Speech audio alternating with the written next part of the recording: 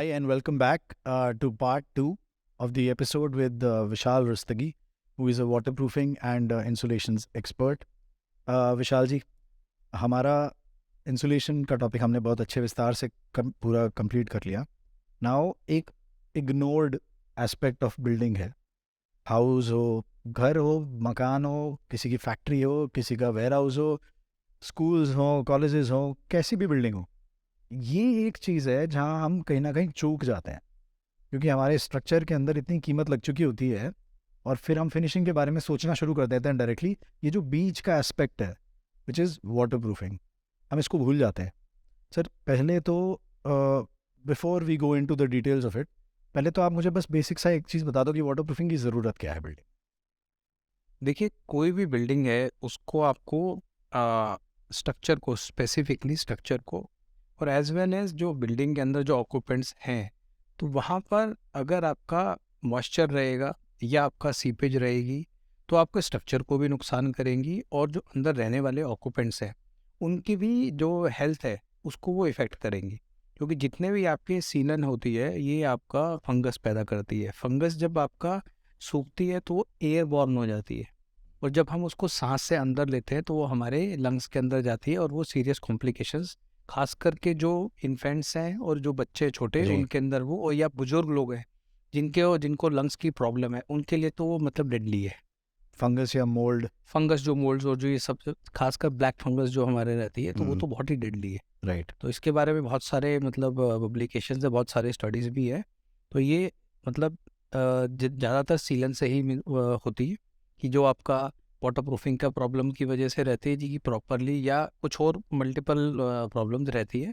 तो इसलिए water proofing एक बहुत ही इंपॉर्टेंट एस्पेक्ट है किसी भी बिल्डिंग के लिए, बिल्डिंग की इंटीग्रिटी के लिए, स्ट्रक्चरल सेफ्टी के लिए और जो अंदर ऑक्यूपेंट्स हैं उनकी सेफ्टी के लिए, उनकी हेल्थ के लिए. जी.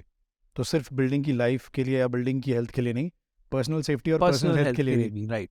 बिल्डिंग के ऊपर एक, लेट्स से एक बिल्डिंग या एक स्ट्रक्चर जिसकी वाटर प्रूफिंग नहीं हुई है, उसके ऊपर उसका क्या असर आता है कि how does it reduce the life, और क्या होता है उसमें असर? देखिए, जब आप वाटर प्रूफिंग नहीं करते हैं तो आपका बिल्डिंग जो है उसका स्ट्रक्चर क्या है, कंक्रीट और आपका स्टील. राइट. जब पानी जो है आपके, कंक्रीट जो है वो एक पोरस मटेरियल है, ठीक है. जो जनरली हम जो कंक्रीट यूज़ करते हैं वो पोरस होता है, उसके अंदर कैपिलरीज होती है, नसें होते हैं, जिसको हम हिंदी भाषा में नसें बोल सकते हैं. राइट. तो पानी जब उन नसों के अंदर जाता है तो कंक्रीट को प्रॉब्लम नहीं करता, कंक्रीट को पानी से कोई बहुत ज़्यादा प्रॉब्लम नहीं है. राइट. लेकिन जब हमारे स्टील तक वो मॉइस्चर या पानी पहुंचता है तो वो करोड़ करना शुरू कर देता है. राइट. जब वो करोड़ करता है तो वो फूलता है, फूलने के साथ वो आपका कंक्रीट को स्ट्रेस देना शुरू करता है और कंक्रीट धीरे धीरे धीरे धीरे वहाँ से फटना शुरू हो जाता है. जो क्रैक्स की प्रॉब्लम जो हम देखते क्रैक्स हैं. की प्रॉब्लम आ जाती है आपकी, तो एक तरह से आपकी जो स्ट्रक्चर है, स्ट्रक्चर आपका वीक होना शुरू हो जाता है. क्रैक्स के बाद फिर और मॉइस्चर जाएगा उसमें. एग्जैक्टली. स्टील और करोड़ होगा. और करोड़ होगा. और तो जितना आपका स्टील जो है वो आपकी क्या कहते हैं, बिल्डिंग के अंदर सेम वही काम करता है जैसे हमारे शरीर के अंदर हमारी हड्डियों का हड्डियां काम काम है. करती हैं. राइट. अगर आपकी हड्डियां जितनी वीक होती जाएंगी उतना ही आपकी जो स्ट्रेंथ है वो कमजोर होती हमारे जाएगी. स्ट्रक्चर को कंप्लीट एकदम वीक कर देता है. एग्जैक्टली. तो आपका पानी. जब आपका स्टील करोड़ होगा तो ऑटोमेटिकली आपका स्ट्रक्चर वीक होगा. तो ये सब चीज़ें जो है वो मॉइस्चर से, और मॉइस्चर से मतलब उसका मेन रीज़न होता है, although there are some other reason also, जी. बट मॉइस्चर उसका बड़ा एक मेन रीज़न. तो अब वाटर प्रूफिंग कौन से स्टेज ऑफ कंस्ट्रक्शन पे होती है? जैसे नया घर बन रहा है, एक तो स्टेज हो गया नए घर का, एक हो गया रेमेडियल, जो बने हुए घरों में सीलन आ जाती है किसी में, तो उनका वाटर प्रूफिंग का तरीका अलग होता होगा शायद. तो पहले हम न्यू बिल्ड की बात करें.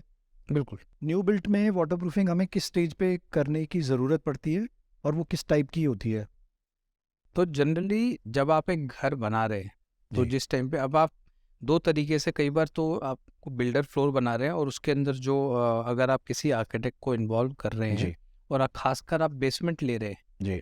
तो वाटर प्रूफिंग की जो ज़रूरत है वो बिल्कुल आपके बेसमेंट लेवल से ही स्टार्ट हो जाती है. जी. एंड उस वाटर प्रूफिंग से यहाँ मेरा मतलब है, एक आपको एक एक्सपर्ट हायर करना है जो कि आपको बता सके कि वाटर प्रूफिंग आपके जियोग्राफिकल कंडीशंस के हिसाब से कौन सी waterproofing, because there are so many products. वो कैसे जज होगा? सॉइल टेस्टिंग से?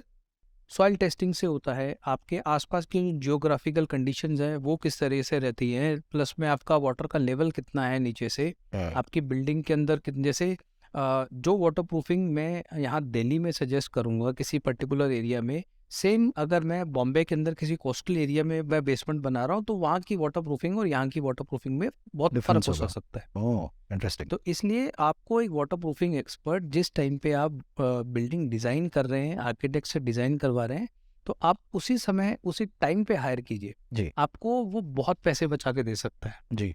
और आने वाले फ्यूचर में मैंने बहुत से बिल्डिंग के अंदर जब इंस्पेक्शंस पे मैं गया हूँ, वहाँ पर मैंने लोगों की नई बेसमेंट्स के अंदर 8-8 फुट पानी, 4-4 फुट पानी भरा हुआ देखा है। वो that is because of high water table. That is not because of high water table, because उनको लगा कि भैया हमने कंक्रीट डाल दिया, दैट मीन्स वाटर प्रूफिंग हो गया। But concrete is porous. Exactly, concrete porous है, प्लस में कंक्रीट्स के अंदर जॉइंट्स होते हैं और उन जॉइंट से बहुत सारा पानी जो है वो आपका अंदर आ जाता है। राइट। तो वहाँ पर आपको पूरा जो कंक्रीट है हमें उसको भी वाटर प्रूफ करना पड़ता है। तो जनरली लोग बोलते हैं कि जी हमें कोटिंग करा देंगे बेसमेंट के अंदर और आपकी वाटर प्रूफिंग होगी, तो वो एक आधी वाटर प्रूफिंग है। सबसे पहली और मेजर जो आपकी वाटर प्रूफिंग स्टार्ट होती है वो आपके कंक्रीट से स्टार्ट होती है। राइट। अगर आपका कंक्रीट वाटर प्रूफ होगा तो आपके जो वाटर प्रूफ कोटिंग है उसके ऊपर लोड कम पड़ेगा और आप वहाँ पर अपना पैसा बचा सकते हैं, वरना तो आपको बहुत अच्छी एक वाटर प्रूफिंग कोटिंग लेनी पड़ेगी। तो डिपेंडिंग अपॉन अगेन अलग अलग जो जियोग्राफिकल कंडीशन है, सर्कमस्टांसिस है, तो हम उनको जो water proofing experts as a water proofing expert हम उनको सलाह देते हैं कि आप इस तरह की वाटर प्रूफिंग के लिए जाइए। हमारी विसिनिटी में जहाँ मेरा ऑफिस है, उस पूरी रीजन में मुझे पता है कि once you enter, so basically जहाँ मेरा ऑफिस है वो एक it's in a commercial space जो मार्केट्स हैं, राइट। और बहुत पुरानी मंडियों में से एक है हमारे एरिया की मार्केट जो है। तो जैसे ही आप टुवर्ड्स द सेंटर जाने लगते हो, towards the depth of that market जाने लगते हो, वहाँ पर मैंने नोटिस करा जितनी भी बिल्डिंग्स हैं जिनमें भी बेसमेंट है सब में पानी भरा हुआ है, इंक्लूडिंग जो हमारे एरिया का पुलिस स्टेशन है उसकी बेसमेंट्स में पानी भरा हुआ है, उसकी सेल्स में पानी भरा हुआ है जहाँ पे प्रिजनर्स रहते हैं। और वो प्रॉब्लम पिछले 25 साल से है, उसकी कोई रेमेडी नहीं। What would you advise to people who are building their basements?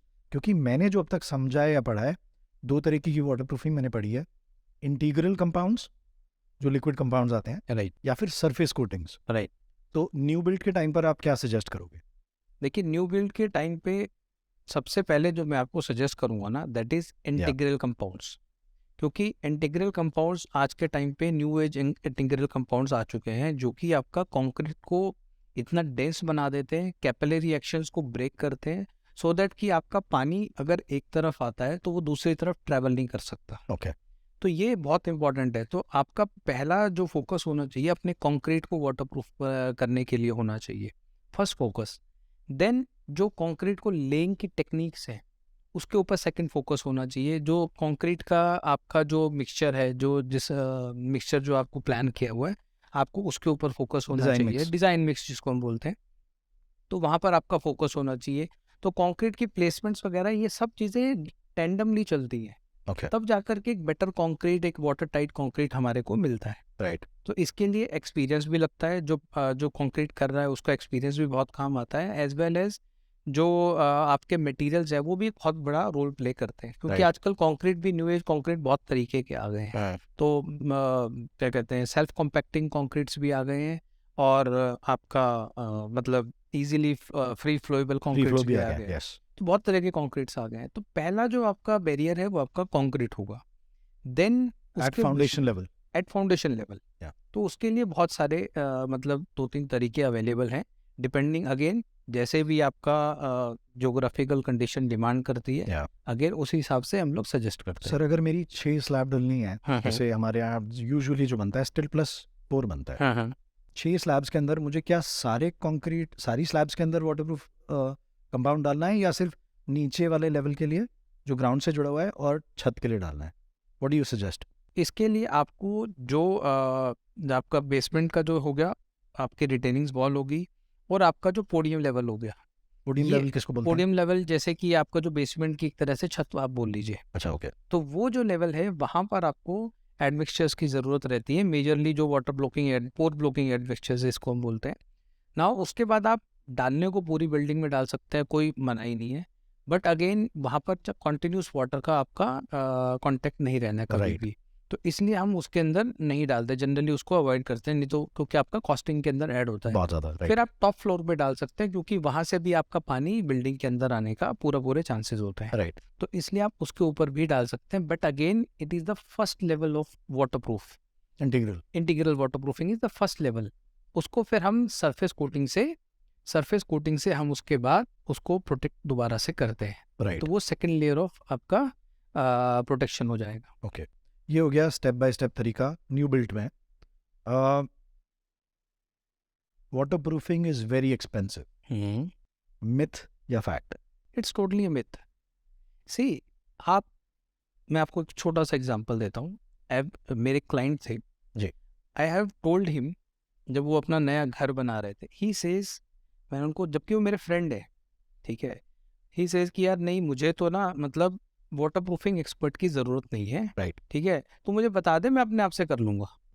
मैंने कहा ठीक है, मैंने उनको मटेरियल बताया, ही सेज कि नहीं यार ये तो मटेरियल बहुत महंगा है, ठीक है। मैंने कहा ओके कोई बात नहीं, मैंने कहा आप मटेरियल जो है वो जो भी सिलेक्ट करें, आप एप्लीकेटर अच्छा सिलेक्ट कीजिएगा, राइट, जिससे कि आपका जो मटेरियल का एप्लीकेशन है वो प्रॉपर हो। इसे नहीं, मैं अपने, मेरा प्लम्बर तो सबको जानता है, मेरा जो मिस्त्री है वो सबको जानता है, वो इसको बहुत बढ़िया तरीके से कर देगा। ऐसे ओके, अब मैं उसको कितना समझा सकता था, राइट, अगर मैं उसको ऊपर ज़्यादा प्रेशर करता, वो पता नहीं इनका क्या इंटरेस्ट है। राइट, सो वहाँ पर मैंने, जब उन्होंने अपना घर के अंदर करोड़ों रुपए लगाए, ठीक है, उनके जो टॉप फ्लोर था, उसके खुद के वर्ड्स थे कि यार मैंने टॉप फ्लोर को ड्रीम फ्लोर बनाया अपना, मैंने तकरीबन 4 करोड़ रुपए इसके ऊपर खर्च कर दिया है टॉप फ्लोर के ऊपर। एक उनका जो मतलब छत का स्पैन था 500 स्क्वायर यार्ड्स का था। Yeah.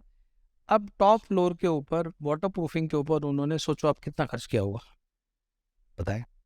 हार्डली उन्होंने वाटर प्रूफिंग के ऊपर 1.5 से 2 लाख रुपए खर्च किए। ओके, जबकि ऑन एंड एवरेज एक बिल्डिंग के अंदर ये बहुत ही मतलब बेयर कॉस्ट है, और वो भी किसी एक्सपर्ट को हायर किए बिना, ओके, अपने अपने लेवल पे कराया। अब फर्स्ट सीजन की पहली बारिश, उनका रात को मेरे पास फोन आता है, विशाल आई एम, मतलब मैं लिटरली पानी के अंदर खड़ा हूँ, कौन? मेरे मेरे मेरे मेरे सपनों का घर जो है ना, मेरे घर मेरे सामने, मतलब उसके अंदर पानी निकल रहा है, मैं क्या करूँ। राइट, अब मैं रात को उसको क्या बताऊँ कि क्या करे। मैंने तो उसको एक ही चीज़, मैंने कहा बाल्टी लगा जहाँ जहाँ पानी गिर रहा है, कौन नो? ठीक है। अगले दिन मैं उसके यहाँ पर गया, तो वहाँ पर अब उसने पूरा, उसका जो इंटीरियर था सारा बर्बाद हो चुका था, जितनी भी फॉल सीलिंग थी, पेंट्स थे, छतों से पानी टपक छतों से रहा पानी टपक रहा था, क्योंकि मल्टीपल लेवल्स पे उन्होंने मतलब उसके अंदर होल्स कर रखे थे, उन होल्स को पूरा गैप को सील्स नहीं कर रखा था, एसी के जो पानी के पाइप्स आ रहे, एसी की जो पाइप्स आ रहे थे वहाँ से पानी आ रहा था, तो मल्टीपल लेवल से उनका पानी उसके अंदर ट्रैवल कर रहा था। तो नाउ अब हमने उनको रेमेडियल जो एक्शन, नाउ अब क्योंकि पूरा घर बन चुका था, पूरा ऊपर उन्होंने टाइलिंग वाइलिंग सब बहुत बढ़िया बेहतरीन तरीके से करवा रखी थी। अब वहाँ पर वो कहते कि अब मुझे यार, मैं पूरा घर नहीं तोड़वा सकता, मतलब आई एम लिटरली, मैं एब्सोल्युटली, मेरे पास तो बजट ही नहीं है, मैं तो पूरी छत दोबारा से निकाल करके Yes. दोबारा से वाटर प्रूफ कराऊंगा। तब हमने उनको रेमेडियल वाटर प्रूफिंग का उनको सजेशन दिया। ओके, तो वहाँ पर हमने उनका रेमेडियल वाटर प्रूफिंग किया। तो अभी new age remedial water proofing के लिए इतने सारे अच्छे मटेरियल्स अवेलेबल हैं मार्केट में कि वहाँ पर आप मतलब उनको आराम से 10-20 साल उसके अंदर प्रॉब्लम नहीं होने वाली है। ओके, तो हमने उनकी पूरी छत को एक बकेट टाइप बनाया पूरा एंड टू एंड, और उसको एक कलरफुल हमने एक theme they the, oh, so that कि उनका एस्थेटिक्स भी मेंटेन रहे और प्लस में उनका वाटर प्रूफिंग का भी प्रॉब्लम सॉल्व हो। और हमने, आप यकीन नहीं मानेंगे, उसके ऊपर तकरीबन 4-4 इंच पानी खड़ा करके हम उसके ऊपर चले। ओह। 5 दिन हमने उसके ऊपर पानी खड़ा रखा। ओके, तो this is the kind of materials these days are available in the market. तो जो वाटर प्रूफिंग घर की छत पे हो रही है, या जो वाटर प्रूफिंग वाटर टैंक में हो रही है, या स्विमिंग पूल में हो रही है, how different is the application in three? See देखिए, जो घर की छत पे हो रही है वो मटेरियल आपका डिफरेंट है, क्योंकि वहाँ पर आपका 24 घंटे पानी नहीं नहीं रहना है, वहाँ पर पानी आना है। देखिए वाटर प्रूफिंग, जो जनरल वाटर प्रूफिंग रहती है वो आपका 24 आवर्स पानी में रहने के लिए नहीं बनी है। ओके, वो पानी को एब्जॉर्ब करती है। ओके, जितनी आपकी ज़्यादा देर पानी पर रखा रहेगा उसके ऊपर, वो एब्जॉर्ब करेगी और वो जो पानी है वो उसको कमज़ोर करेगा। उसको मतलब खराब कर रहा है। इसलिए बहुत ज़रूरी है कि छत पर एग्जिट एक पॉइंट्स प्रॉपर, हाँ स्लोप हो एग्जैक्टली, प्रॉपर। मतलब एग्जिट पॉइंट्स बहुत प्रॉपर होने चाहिए Yeah. और स्लोप्स प्रॉपर होने चाहिए। ठीक। ठीक है। सेकेंडली जो टैंक्स हैं, अंडरग्राउंड टैंक्स हैं, सम टैंक्स हैं, या आपका ओवरहेड टैंक्स अगर आपका कंक्रीट का बना हुआ है, जी। तो इनके अंदर भी अलग कोटिंग आती है जो कि पानी में रहने के लिए ही बनी है। स्विमिंग पूल्स के अंदर है तो वहाँ पर अलग कोटिंग्स रहती हैं ओके जो कि पानी में रहने के लिए ही बनी है। Okay but there are new age coatings also जिनका लाइफ साइकिल जो है मतलब लास्ट मतलब जो मैं जानता हूँ, मैंने 20 साल पुराना एक कोटिंग देखा, 20 ईयर्स। ओके वो ड्राफ्ट कूलिंग टावर्स में लगा हुआ है, जो आपका थर्मल पावर प्लांट्स रहते हैं, तो वहाँ पर एक्सट्रीम कंडीशंस के अंदर वो 20 साल से परफॉर्म कर रही है। ओके 24 घंटे वहाँ पानी रहता है, वो भी सलाइन वाटर। जी। जो कोटिंग वहाँ 20 साल से परफॉर्म कर रही है, तो वो ऑटोमेटिकली आपकी बिल्डिंग के अंदर मतलब 30 साल से कम तो मतलब मिनिमम लाइफ साइकिल है उसका। जी। इस तरह की कोटिंग्स भी आजकल मार्केट में अवेलेबल हैं। तो जनरली आप घर बनाते हैं, आपने मार्केट में देखा होगा कि जी हम 10 साल की वाटर प्रूफिंग की गारंटी देते हैं। 10 साल के Right. बाद क्या आप दोबारा से उखाड़ करके दोबारा से Right. वाटर प्रूफिंग करेंगे? ऐसा नहीं है। तो इसलिए आपको जब भी वाटर प्रूफिंग चूज़ करनी है, आपको एक एक्सपर्ट हायर करना है और वो जो आपको सजेस्ट करेगा, और ऐसी वाटर प्रूफिंग के लिए आपको जाना है जो कम से कम मिनिमम आपको 20 से 25 साल तक आपको लाइफ उसकी अपने प्रोवाइड करे। कई बड़ी बड़ी कंपनीज हैं, वो एप्लीकेटर्स या कॉन्ट्रैक्टर्स को ट्रेन करती हैं राइट। और फिर उनको सर्टिफाइड एप्लीकेटर के तौर पर कस्टमर को प्रेजेंट करती हैं, because this is not a product based offering, it is a solutions based offering. तो वो प्रोडक्ट सेलिंग कंपनीज अपने एप्लीकेटर्स के थ्रू उस मटेरियल को भिजवा भी देती हैं और एप्लीकेशन भी करवा देती है, and then they give a letter head, उसी एप्लीकेटर के लेटर हेड पे गारंटी लिखी होती है 10 साल की या 15 साल की या जो भी होता है। ये सोल्यूशन मैंने मार्केट में देखा है। I don't know how strongly effective this is और नॉट, बट अब ये चल रहा है भाई इंडिया में एटलीस्ट। मैंने आपसे एक देयर समथिंग ऑन SST, सस्ता सुंदर टिकाऊ, राइट? एक बहुत सिंपल सोल्यूशन, सस्ता सुंदर टिकाऊ बजट होम के अंदर आपके हिसाब से क्या रह सकता है? इफ़ यू कैन गाइड की, क्योंकि देखिए टेक्निकल तो हम नहीं समझ पाएंगे, बट बेसिक तौर पर अगर आपको आज किसी को समझाना है कि देखो तुम्हें अपने घर की छत की वाटर प्रूफिंग करानी है, साइड वॉल्स की वाटर प्रूफिंग करानी है, bathrooms and if I am not wrong kitchen के संकन एरियाज होते हैं जहाँ सिंक्स हमारे ड्रेनेज पाइप्स जाएंगे, उनकी वाटर प्रूफिंग करानी है, तो वो कैसे होगी? SST आप बताएं। हाँ ऋषभ, देखिए सस्ता सुंदर टिकाऊ जो है ना, ये वर्ल्ड की अलग अलग परिभाषा है जी। ठीक है। जो चीज़ आपके लिए सस्ता और सुंदर हो सकता है मेरे लिए वो महंगी हो, ओके और जो चीज़ मेरे लिए महंगी है वो हो सकता है आपके जो मेरे लिए सस्ती होगी वो हो सकता है आपके लिए महंगी हो। Everything is relative. तो एक इन जनरल अगर आपका एक बजट हाउस है और आप उसके अंदर वाटर प्रूफिंग के अंदर मतलब एक नॉमिनल खर्चा करना जा रहे हैं, जो कि मैं सजेस्ट बिल्कुल भी नहीं करता, क्योंकि आपकी जो टेक्निक्स हैं, आपके जो मटेरियल्स हैं, कंस्ट्रक्शन की टेक्निक्स हैं, टोटली चेंज हो गई। आपका यूसेज जो है वो घर का टॉप फ्लोर का वो बिल्कुल चेंज हो गया है। राइट। तो आपको अच्छे मटेरियल के लिए ही जाना चाहिए। ओके ठीक है। लेकिन अगर आप फिर भी अगर आप कुछ नहीं करा रहे हैं, उस केस में मैं आपको बोलता हूँ कि आप सबसे जो बेसिकली एक्रेलिक पॉलीमर आता है मार्केट के अंदर, किसी भी कंपनी का आप एक्रेलिक पॉलीमर ले सकते हैं। सभी कंपनी का ऑलमोस्ट अच्छा है, किसी भी ब्रांडेड कंपनी का ले सकते हैं, because it is a general item. और उसको आप सीमेंट के साथ मिला करके उसकी कोटिंग्स कर सकते हैं। अगेन ये आपको अपने प्लम्बर या आपको अपने मैसन से नहीं करानी है, आपको एक ऑथराइज मतलब एजेंसी से करानी है या फिर एक एक्सपर्ट एजेंसी से करानी है, जी। क्योंकि मटेरियल अपने आप में कोई रोल प्ले नहीं करता।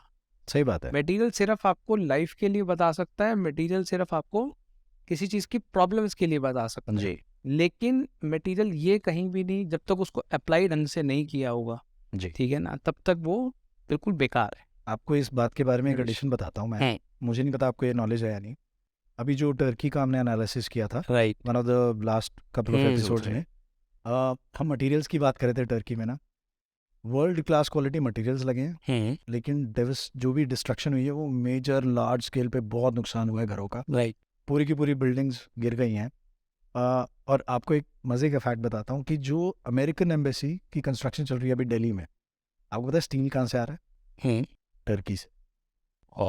सो what I am trying to tell you is कि मटेरियल्स तो उनकी भी A1 है, लेकिन उसकी एप्लीकेशन सही तरीके से नहीं हुई, सही कोड के तरीके से नहीं हुई, which brings me to my next question. Right. आपने इंसुलेशन का तो कोड बताया था हमें, BIS कोड, वाटरप्रूफिंग में भी ऐसा कोई, नेशनल बिल्डिंग कोड में BIS कोड्स हैं बहुत या सारे कोड हैं, IS कोड्स भी हैं, BIS कोड भी है, देयर आर मल्टीपल कोड्स वो इन मटेरियल रिलेटेड है या एप्लीकेशन रिलेटेड है या बोथ दोनों में है? बोथ दोनों मटेरियल में है। रिलेटेड है, क्योंकि अगर आपका मटेरियल उस कोड को कंप्लाई नहीं कर पाएगा तो आप जो रिजल्ट चाह रहे हैं वो आपको रिजल्ट डिराइव नहीं होगा। लेट अस सपोज मैं आपको एक इसके अंदर एक आपको बताता हूँ। आपका कुछ मटेरियल जो है वो माइनस के कंडीशंस में परफॉर्म नहीं करते, कुछ कंडीशन आपके प्लस की कंडीशंस में परफॉर्म नहीं करते, प्लस टेम्परेचर की कंडीशन में, जहाँ आपका टेम्परेचर एक्सट्रीम है और Right. कुछ टेम्परेचर है जहाँ पर आपका माइनस के अंदर टेम्परेचर है, तो दोनों के लिए अलग अलग मटेरियल हो सकते हैं। तो ऐसे ही आपका जो मटेरियल है वो IS कोड्स के उस अकॉर्डिंग टू द कोड्स वो अलग अलग प्रॉपर्टीज, फिजिकल प्रॉपर्टीज के लिए बने होते हैं। राइट। देन आपको जो एप्लीकेशन है उसके लिए भी कोडिंग है, मेथडोलॉजीज है, क्योंकि मटेरियल को अगर आपने उस मेथडोलॉजी के हिसाब से जो कि एक मैन्युफैक्चरर ने डिसाइड बनाई है, अगर आपने उस हिसाब से उसको नहीं लगाया तो भी वो परफॉर्म नहीं करेगा। तो आपको ये बहुत ज़रूरी है कि आप जो भी मटेरियल चूज़ कर रहे हैं उसके साथ मैन्युफैक्चरर की जो मेथड स्टेटमेंट्स हैं, जो उसको लगाने का तरीका है, जो उसके टेक्निकल डेटा शीट है, वो भी स्टडी करें जी। या फिर एक एजेंसी को हायर करें जो कि इसमें आपको हेल्प कर सकती है। जी। एग्जिस्टिंग कंस्ट्रक्शन में आपका कोई ऐसा एक्सपीरियंस रहा हो which is probably one of the worst cases जो आपने देखा हो वाटरप्रूफिंग इश्यूज़ का, ऐसा कोई आपको ध्यान आता हो? ऐसे तो बहुत सारे हैं, मतलब जिसके अंदर जैसे आपको हार्ट एन्क्लेव चले जाएँ तो वहाँ पर जितनी भी बेसमेंट्स बनी हुई हैं वो बेचारे ऊपर तक पानी तक भरी पड़ी हैं। सर ऐसे में स्ट्रक्चर का क्या हाल होता होगा? स्ट्रक्चर मतलब वो लोग, आप मानेंगे नहीं, एक ने खरीदा, दूसरे ने बेचा, दूसरे ने खरीदा, तीसरे ने बेचा, तीसरे ने खरीदा, चौथे ने बेचा, तो कौन स्ट्रक्चर के बारे में सोच उसकी रहा है? जिम्मेदारी लेने वाला कोई बचा नहीं। कोई स्ट्रक्चर के बारे में अब सोच ही नहीं रहा है। somebody who's left with that property, he has to deal with it. Exactly. जो एंड यूजर है फिर वो मतलब वहाँ पर फंस जाता है, वो फिर उसके अंदर भी जो वो रेमेडियल एक्शंस करता है, अगर कोई ढंग का उसको वाटर प्रूफिंग एजेंसी मिल गई तब तो वो मतलब उसके स्ट्रक्चर को But sir, मतलब बचा सकते आज हैं। कोई न्यू बिल्ड घर खरीद रहा है तो उस शुरुआती दौर पे तो पता ही नहीं चलता कि वाटरप्रूफिंग का क्या इशू है, तो कोई घर खरीदते हुए इन चीज़ों का ध्यान कैसे दे? एग्जैक्टली, क्योंकि निगलेक्टेड सेक्टर है, राइट। वाटर प्रूफिंग सबसे लास्ट ज़रूरत है। मैं समझ रहा हूँ आपकी बात। लेकिन आज कुछ एक मैंने ऐसे क्लाइंट से बात करी है जो कि मतलब पहले उनको ये एक्सपीरियंस हो चुके हैं, तो अब वो घर लेने से पहले मतलब बिल्डर से या किसी भी चीज़ से उससे एग्रीमेंट करते हैं कि भैया इसके अंदर 5 साल तक कोई भी प्रॉब्लम नहीं आएगी। तो वो और हैंड होल्डिंग आपकी है, हाँ, तो वो जो प्रॉब्लम आएगी वो बिल्डर को मतलब फेस करनी फेस करनी पड़ेगी। पड़ेगी। तो वहाँ पर हम बिल्डर्स के साथ में एसोसिएटेड है, क्योंकि हम उनको बैक टू बैक गारंटी देते हैं। अच्छा, आप फिर उस तरीके की फिर सर्विसेज बिल्डर्स आपसे अवेल कर लेते हैं। ओके, दिस इज, ये अच्छा एक सोल्यूशन है, क्योंकि खरीदते टाइम ही वो क्लॉज आ जाए तो अच्छा है। जनरली क्या होता है कि आप जब मार्केट से मटेरियल परचेज करके जी। लाते हैं ना, वहाँ आपको कोई वारंटी गारंटी नहीं दे रहा। राइट। ठीक है, जब एक एक्सपर्ट एजेंसी से या एक मतलब आप वाटरप्रूफिंग एजेंसी से आप मटेरियल ले रहे हैं या आप उससे काम करवा रहे हैं, जी। तो वो आपको एक एग्रीमेंट करके देते हैं। जी। जैसे हम लोग एक एग्रीमेंट देते हैं बाकायदा, कि जिसके अंदर आप वारंटी सर्टिफिकेट देते हैं। जी। उसके बाद हम उनके अंदर डू एंड डोंट्स उनको बताते हैं कि आपको क्या करना है, क्या नहीं करना है, और साथ में वारंटी की कंडीशंस भी देते हैं। ओके। तो वो हम उनको बोलते हैं कि आप जब भी जाए, अगर सेल भी कर रहे हैं मकान, तो उस टाइम पे वो पेपर अपने पेपर्स के जो आपका बिल्डिंग के पेपर्स है उसके साथ ही लगा करके दें नेक्स्ट बायर को, ताकि उसको पता रहे कि मेरी वाटरप्रूफिंग किसने करी है। This is interesting. ओके। सो ये इस टाइप की चीज़ें मतलब मार्केट में अभी बहुत स्लो हैं। कुछ एक लोग कर रहे हैं, कुछ एक लोग बिल्कुल ही एक बार में जैसे प्रोजेक्ट्स में आए, डिलीवर किया, उसके बाद गायब, उसके बाद बेचारा कस्टमर परेशान हो। रियल एस्टेट वैसे भी बहुत महंगा इन्वेस्टमेंट है, एग्जैक्टली, तो अपने इन्वेस्टमेंट को सिक्योर करने के लिए तो जो हम बरजोर कोशिश कर सकते हैं हमें करनी चाहिए। Right. One of the last houses that I saw, जो हमने यूज़ किया, जिसमें हम रहे, जब हमने वो घर खरीदा था या फ्लैट खरीदा था, तो हमने देखा छत के ऊपर ना कोटिंग्स हो रखी थी वाटरप्रूफिंग की, तो हो सकता है प्रीवियस ओनर ने प्रॉब्लम्स फेस की हों। अब मेरा चैलेंज उसमें क्या था कि अगर हम उस टेरेस को यूज़ करें तो वो यूज़ करने में वो कोटिंग्स इरोड हो जाएंगी, तो इज़ देयर अ सोल्यूशन कि मेरी छत की रेमेडियल वाटरप्रूफिंग जो बाद में हुई है वो भी हो जाए और मैं सरफेस के ऊपर कुछ ब्यूटिफिकेशन कर दूं, क्योंकि वो कोटिंग्स होने के बाद एक तो वो थोड़ी सी ब्यूटी चली जाती है उसकी, और प्लस उसकी एक जो टॉप लेयर होती है वो कहीं ना कहीं इरोड हो जाती है समय के साथ, उसका कोई लॉन्ग टर्म सोल्यूशन है ऐसा? देखिए आज के again selection of material, okay ऐसे मटेरियल्स अवेलेबल हैं जो कि आपका जल्दी से ख़राब नहीं होते हैं, जो कि आपका बहुत ही एक्सट्रीम कंडीशंस को झेल जाते हैं, ठीक है।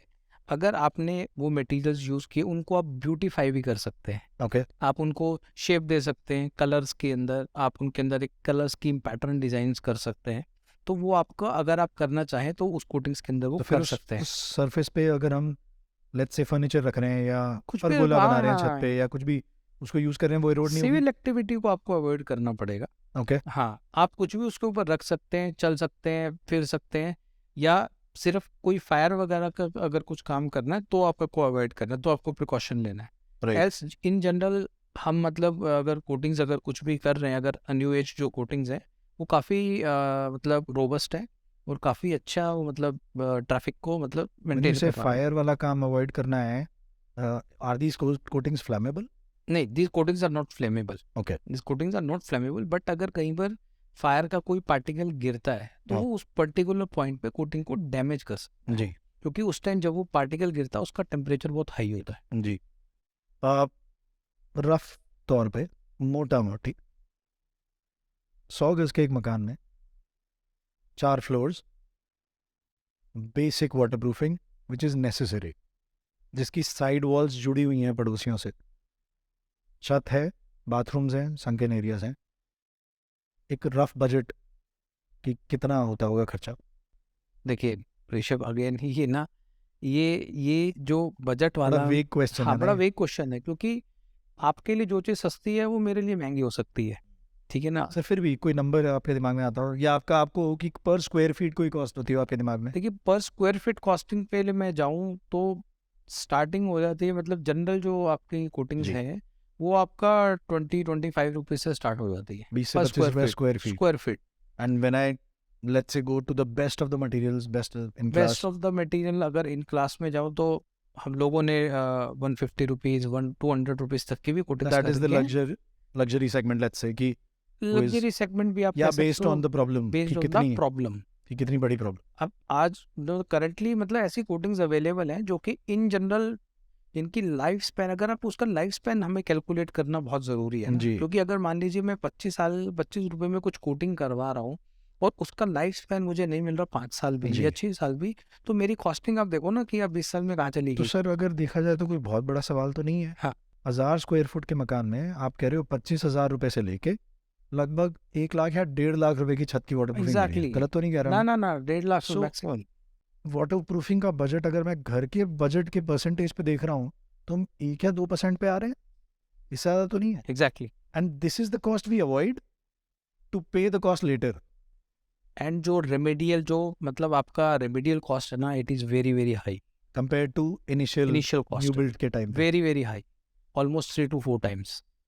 हाँ, घर बनते हुए अगर हम शुरू में जो पैसा लगा दें, बाद में प्रॉब्लम आएगी तो वो 4 गुना कॉस्ट हमें 4 देनी गुना पड़ेगी। कॉस्टिंग जाएगी। और प्लस हमारे स्ट्रक्चर को लॉस अलग हो रहा है, हमें हेल्थ को लॉस अलग हो रहा है, वो इश्यूज अलग है। एंड जो मेंटल ट्रॉमा, आप अरे सोचो कि अगर आप घर में रह रहे हो, ठीक है, और उसके अंदर आपको अपना बाथरूम तुड़वाना पड़े राइट, वाटर प्रूफिंग करवाने के लिए, और उसके अंदर सिविल वाले घुसे हुए हैं, उसके अंदर प्लम्बर वाले घुसे हुए, सर सब घुसे हुए हैं, फर्नीचर खराब हो रहा है, फर्नीचर खराब, घर इलेक्ट्रिक खराब। पॉइंट्स में पानी जा रहा है, शॉर्ट सर्किट हो रहा है, क्या क्या नहीं होता है, just because of this small problem. Small ही कहूँगा क्योंकि हमने इसको बिग बनाया है अवॉइड करके। एग्जैक्टली, अब तक जितने भी मेरे अभी एपिसोड्स हुए हैं, they are all related to structural elements only. तो मैंने यही रियलाइज़ किया है कि when it comes to concreting और फॉर्मिंग योर स्ट्रक्चर, शुरुआत में घर बनाते हुए आप अगर जब स्ट्रक्चर बना रहे हैं या आप इंसुलेशन पे ध्यान दे रहे हैं या आप वाटर प्रूफिंग पे ध्यान दे रहे हैं, ये वो एस्पेक्ट्स हैं जिन्हें आप बदल नहीं सकते आराम से बिना स्ट्रक्चर को ऑल्टर किए। और उनके जो रेमेडियल आपके जो मतलब उसका जो एक्सपेंस है, it is very very high very very high and time and taking. TDS, and मतलब आपको माइंडली मतलब इतना इतना परेशान कर देते हैं ना। सर अभी जो कोऑपरेटिव हाउसिंग है जहाँ ऊपर नीचे के मकान है सब, बाथरूम किसी का लीक हो रहा है, परेशान एग्जैक्टली, कोई और हो परेशान रहा नीचे है, वाला। और फिर वो छोड़ो आपस में लड़ाई हो रही है and people are fighting over the cost and people are asking each other. जहाँ पर लोग सिविल है आपस में वो अलग बात है, बट जहाँ बोलचाल ही बंद हो जाए, आपके पड़ोसी से रिलेशन ख़राब हो जाए, तो इसके तो बड़े नुकसान हैं वाटर प्रूफिंग टाइमली ना कराने के। एक एक इंटरेस्टिंग बात है जो मैंने अपने दादी नानी के घरों में देखा था। लोग छत पे तारकोल लगा देते थे और बस फिर सोचते थे कि वाटर प्रूफिंग हो गया। और मुझे अच्छे से याद है कि वो मेरी नानी के घर की छत बार बार वो होती थी अब 2 4 5 साल में ख़राब, और फिर वो तारकोल दोबारा हुआ मिलता था वहाँ पे। कितना इफेक्टिव सोल्यूशन है ये? क्योंकि तारकोल इफेक्टिव है, बट अगेन जो नॉर्थ इंडिया की कंडीशंस है, ठीक है, और बिटुमेन आप किस क्वालिटी का यूज़ कर रहे हो उसके ऊपर बहुत ज़्यादा फ़र्क पड़ता है। तारकोल is not a healthy option, again it is not environment friendly. तो आप healthy for us because of the fumes. Fumes भी है उसके अंदर, और प्लस में एज वेल एज आपका एनवायरमेंटल भी इतना फ्रेंडली नहीं है राइट। तारकोल ये इसके अंदर, और आप अपनी छत भी यूज़ नहीं कर पाओगे तारकोल होने के बाद। तारकोल बनाने के टाइम पे फ्यूम्स होती हैं, धुआं निकलता है दुनिया भर का, बहुत ज़्यादा उस टाइम पे तो मतलब। Adds to pollution. But again new age materials आ गए हैं काफ़ी सारे, तो उसके अंदर विटामिन बेस्ड बहुत सारे प्रोडक्ट्स मैंने देखे हैं, शीट्स देखी हैं। हाँ, but again all are sandwich products. मतलब अगर आप उनको सैंडविच करके लगा रहे हैं तब तो उनकी लाइफ है, अगर आप उनको सैंडविच करके नहीं लगा रहे हो, डायरेक्टली यूवी एक्सपोजर में छोड़ रहे हैं, तो उनकी लाइफ नहीं है। तो लोग क्यों? सोचते हैं वो शीट बिछा दी छत पे, हो नहीं गया नहीं काम। नहीं, क्योंकि एक्सट्रीम हमारा एक्सट्रीम वेदर है ना, तारकोल की एक लिमिटेशन है। जैसे ही आप मतलब हमारे यहाँ 2 डिग्री टेम्परेचर भी होता है और हमारे यहाँ 50 डिग्री भी टेम्परेचर होता है, जी। तो उतना जो एक्सट्रीम है वो तारकोल नहीं झेल पाता, तो उसके अंदर वो ब्रिटल हो जाता है और वहाँ से वो क्रैक हो जाता है, टूटने लग जाता है, फिर उसके बाद वही आपकी वाटर प्रूफिंग की प्रॉब्लम शुरू हो जाती समझ गया आपकी बात। सर एक चीज़ है, आजकल कई सीमेंट कंपनीज बना रही हैं प्रोडक्ट ऐसा जिसको वाटर रिपेलेंट सीमेंट बोलते हैं वो। तो वो मैंने देखा भी है कि ड्राई सीमेंट के ऊपर आप पानी की बूंद टपकाते हैं तो वो पानी की बूंद रोल हो जाती है और वो एब्जॉर्ब नहीं होती जल्दी से। It is being sold as a waterproof cement. Myth या फैक्ट? सी मिक्स है बेसिकली। जो आपका सीमेंट है वो आपका वाटरप्रूफ अगर है तो उसका बेनिफिट क्या है कि अगर आप एक्सटीरियर में आप यूज़ कर रहे हैं तो आपका जो बाहर से जब रेन्स आती हैं एक एंगल पे, और वो आपका रेन अंदर पेनिट्रेट नहीं कर पाती, जी। जिससे कि आपका अंदर जो है, जो आपका इंटीरियर है, वो आपका सीपेज प्रॉब्लम नहीं आती है, अंदर आपके मॉइस्चर की प्रॉब्लम नहीं आती है। उस केस में आपका जो वाटरप्रूफ सीमेंट है वो अच्छा काम करता है अगेन। लेकिन इसके अंदर मिक्सचर्स आप क्या यूज़ कर रहे हैं, जो दूसरे मटेरियल्स हैं वो साथ में आप क्या यूज़ कर रहे हैं, उसकी केमिस्ट्री बहुत इंपॉर्टेंट है। सर इसमें ना लेकिन मार्केटिंग मिसलीड कर देती है कस्टमर को। तो वो बोलते हैं कि water proof cement, right? Water proof company तो कह नहीं रही है, लेकिन जिसको पूरी नॉलेज नहीं है, अधूरी नॉलेज में, वो उसको कस्टमर को वाटर प्रूफ सीमेंट करके दे देते हैं। अगर ऐसी सीमेंट से कंक्रीट डला है तो क्या वो कंक्रीट पोरस नहीं होगा? देखिए concrete again it's a technology, ठीक है, it's not all about cement, it's all about the various materials. Right, उसके अंदर सैंड भी है, उसके अंदर और सैंड भी है, एलिमेंट्स हैं। उसके अंदर एग्रीगेट भी है, आपने वाटर रेशो क्या रखा हुआ है उसके अंदर, तो अकॉर्डिंग ये सब चीज़ें मिल करके ही ये कंक्रीट बनाते हैं। अगर आपने उसके अंदर वो कॉम्बिनेशन से चल रहे हैं तो आपको एक बहुत बढ़िया रिजल्ट मिलेगा, जहाँ पर आपने वाटर रेशो कम कर रखा है, जो स्पेसिफिक लिमिट्स है।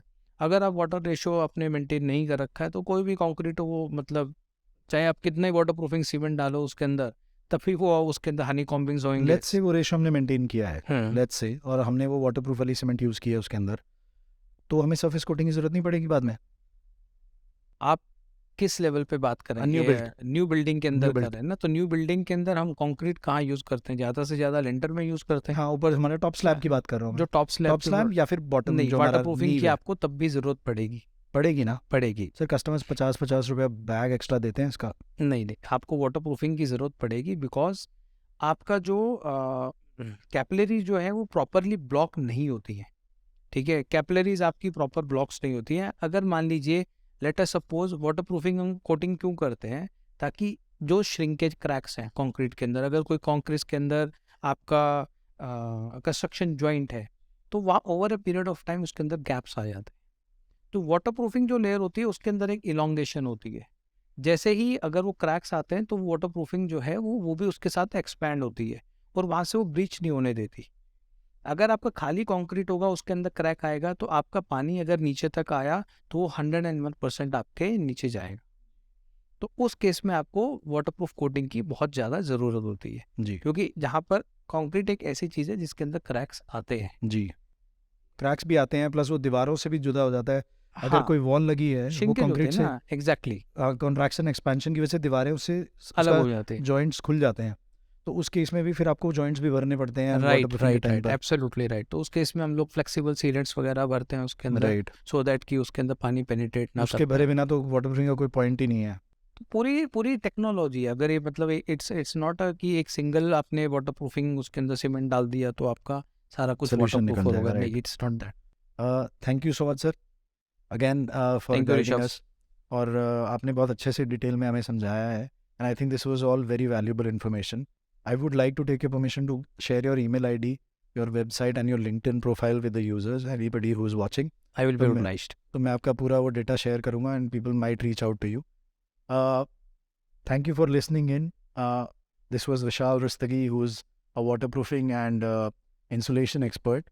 और आपके कोई भी related सवाल हो, आपके कोई भी related queries हो, you can comment in the video section on YouTube, or you can email me at buildmatepodcast@gmail.com, or you can follow me on Instagram at buildmatepodcast and message me there. Thank you so much.